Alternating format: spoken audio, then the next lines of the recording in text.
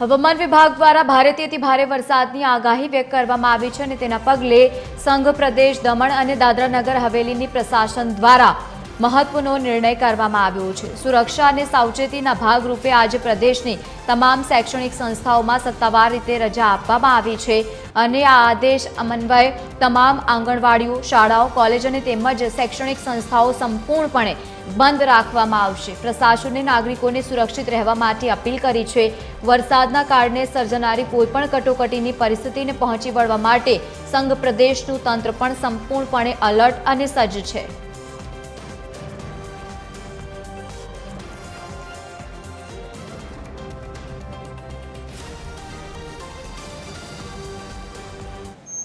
તો બીજી તરફ સુરત શહેર અને સાથે જિલ્લાની તમામ શાળામાં રજા જાહેર કરવામાં આવી છે। ભારે વરસાદની આગાહીને પગલે જિલ્લા શિક્ષણ અધિકારીએ મહત્વપૂર્ણ નિર્ણય કર્યો છે। ગઈકાલે ઘણી શાળા બહાર પાણી ભરાઈ જવાની પરિસ્થિતિ પણ સર્જાઈ હતી। ફાયર વિભાગની મદદથી વિદ્યાર્થીઓનું રેસ્ક્યુ કરવાની પણ ફરજ પડી હતી।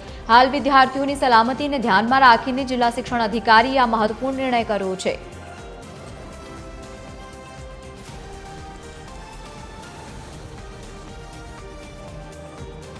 વધુ માહિતી સાથે સંવાદદાતા દિવેશ પરમાર જોડાયા છે। દિવેશ, શાળાઓમાં રજા જાહેર કરવામાં આવી છે, સુરત માટે કેવા પ્રકારનું એલર્ટ છે?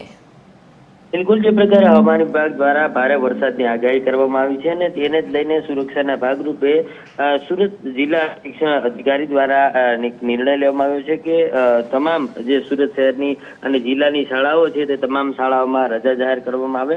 મહત્વની વાત છે કે જે રીતે ગતરોજ વરસાદ પડ્યો હતો અને વરસાદના કારણે ફાયર વિભાગની મદદથી ઘણા વિદ્યાર્થીઓનું રેસ્ક્યુ પણ કરવું પડ્યું હતું, કારણ કે અનેક વિસ્તારો છે કે જ્યાં પાણી ભરાઈ જવાના સમસ્યા સર્જાઈ હતી, જેથી બાળકો છે તે શાળાએથી પોતાના ઘરે જઈ શકે તે પ્રકારની પરિસ્થિતિ હતી નહીં અને તેવી પરિસ્થિતિ ફરીથી નિર્માણ ન થાય તેના માટે થઈને આજે જિલ્લા શિક્ષણ અધિકારી દ્વારા નિર્ણય લેવામાં આવ્યો છે કે શહેરની અને જિલ્લાની તમામ શાળાઓમાં રજા જાહેર કરવામાં આવી છે, જેથી કરીને કોઈ પણ વિદ્યાર્થી છે તે શાળાએથી ઘરે આવવા માટે અટવાય નહીં અને આ સલામતીના ભાગરૂપે હજુ પણ જે પ્રકારે ભારે વરસાદની આગાહી કરવામાં આવી છે અને તેને જ લઈને નિર્ણય છે તે લેવામાં આવ્યો છે।